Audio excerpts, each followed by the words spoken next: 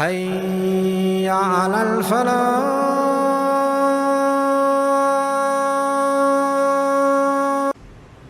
سب سے پہلا سوال، رمضان کے روزے کیوں فرض کیے گئے؟ کیوں یہ مصیبت، کیوں یہ تکلیف؟ بہت سارے لوگ محنتی ہوتے ہیں، اب ان لوگوں کو لگتا ہے کہ اللہ کو کیا، اللہ کے پاس رزق کی کمی ہے، اللہ کے پاس کھانے پینے کے لیے دینے کے لیے کچھ نہیں ہے؟ ایک مہینہ بھر مسلمان کو دن میں بھوکا رکھنا، پیاسا رکھنا، کیوں ایسا؟ بہت سارے غیر مسلم بھی اس کو نہیں سمجھ پاتے ہیں کہ ایسا کیوں اسلام میں، کیوں تمہارا اللہ تم کو بھوکا رکھتا ہے؟ تو اس کا جواب یہ ہے کہ اللہ رب العالمین نے اہل ایمان کی اخلاقی تربیت کے لیے، ان کو تقوی کی تعلیم کے لیے روزے فرض کیے ہیں۔ اللہ تعالیٰ نے خود اس کا جواب قرآن کریم میں دیا۔ اللہ تعالیٰ نے فرمایا یا ایھا الذین آمنوا کتب علیکم الصیام کما کتب علی الذین من قبلکم لعلکم تتقون۔ اے ایمان والو، تم پر روزے فرض کر دیے گئے ویسے ہی جیسے تم سے پہلوں پر فرض کیے گئے تھے، تاکہ تمہارے اندر تقوی پیدا ہو۔ لعلکم تتقون، تاکہ تم بچنے والے بن جاؤ۔ بچنے والے بن جاؤ دو چیزوں سے، ایک سبب کے درجے میں، ایک نتیجے کے درجے میں، تاکہ تم بچنے والے بن جاؤ دنیا میں اللہ تعالیٰ کی نافرمانیوں سے، اللہ کی ناراضگی کے کاموں سے، اور انجام کے اعتبار سے تاکہ تم بچنے والے بن جاؤ جہنم سے۔ تو جہنم سے کیسے بچیں گے؟ جب گناہوں سے بچیں گے۔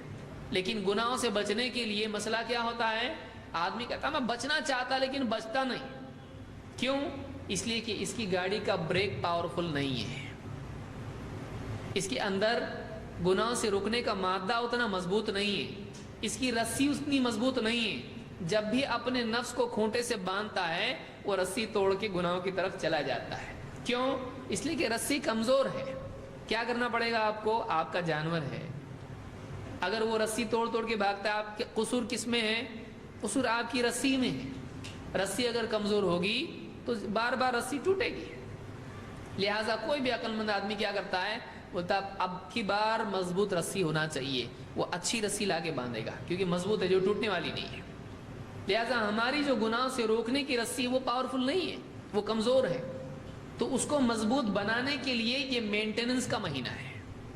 گاڑیوں کا مینٹیننس ہوتا ہے، انسان کا نہیں، انسان کا بھی ہونا چاہیے۔ ڈاکٹر بھی کہتا ہے سال میں ایک بار فل باڈی چیک اپ ہونا چاہیے کہ اندر جو عیوب ہیں وہ معلوم ہو تاکہ ان کا علاج کیا جائے۔ تو ہمارا یہ جو مہینہ ہے یہ ہمارا روحانی مینٹیننس کا مہینہ ہے کہ کھانے پینے سے رکنے سے اور شہوت سے رکنے سے ایک آدمی میں رکنے کی صلاحیت پیدا ہوتی ہے۔ جب وہ حلال سے رکنے والا بن جائے گا تو حرام سے بھی رکنے والا بن جائے گا۔ جو آدمی حلال سے رک رہا ہے وہ حرام سے نہیں رکے گا؟ رکے گا اگر اس میں رکنے کی طاقت پیدا ہو جائے۔ سامنے کھانا ہے نہیں کھا رہا، سامنے پانی نہیں پی رہا، سامنے بیوی تعلق قائم نہیں کر رہا ہے شہوت کے باوجود، جب یہ آدمی کو تربیت ہو جاتی ہے تو آدمی پھر بعد کی زندگی میں گناہوں سے بچنا اس کے لیے آسان ہو جاتا ہے۔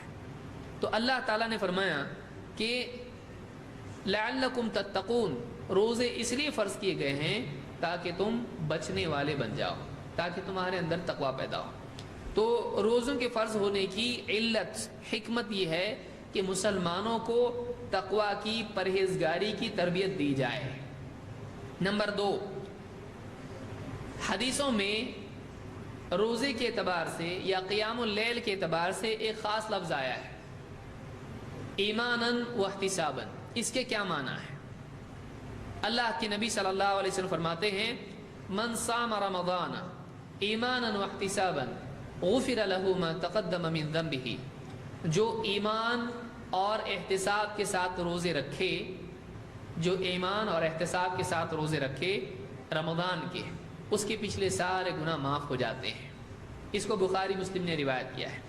اسی طرح سے بخاری اور مسلم ہی کی روایت میں ہے، آپ نے فرمایا من قام رمضان ایمانا واحتسابا غفر له ما تقدم من ذنبه، کہ جو ایمان اور احتساب کے ساتھ رمضان کا قیام کرے، یعنی رات میں تراویح پڑھے، اس کے پچھلے سارے گناہ معاف ہو جاتے ہیں۔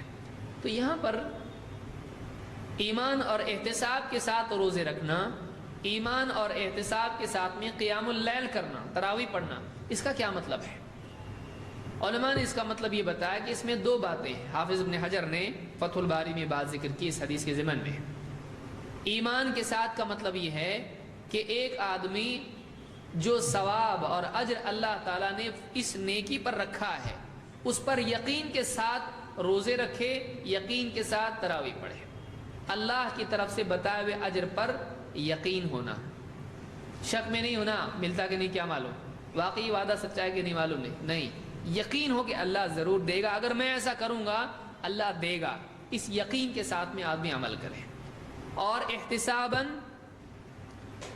جب یقین ہے کہ اللہ دے گا تو اس کی طلب بھی اندر ہونا چاہیے، دے گا لیکن ٹھیک ہے مجھ کو نہیں چاہیے، ایسا نہیں ہونا چاہیے، اللہ دے گا تو مجھ کو چاہیے، مجھ کو ضرورت ہے اس چیز کی، اس چیز کی طلب میں آدمی نیکی کرے۔ تو ایک تو یقین ہو اور دوسرے طلب ہو، یہ دو چیزیں ہیں جو نیکیوں میں ہونا چاہیے، جس سے نیکیوں کا اجر بھی بڑھ جاتا ہے اور نیکی کرتے وقت میں خود ایک لذت آدمی کو محسوس ہوتی ہے۔ نیکی کرتے وقت میں لذت ہونے کے لیے کیا ہونا چاہیے؟ اس نیکی پر اجر کا یقین، اور اس یقین کے ساتھ اس اجر کی طلب آدمی کے اندر ہونا چاہیے، رغبت اس کے اندر ہونا چاہیے۔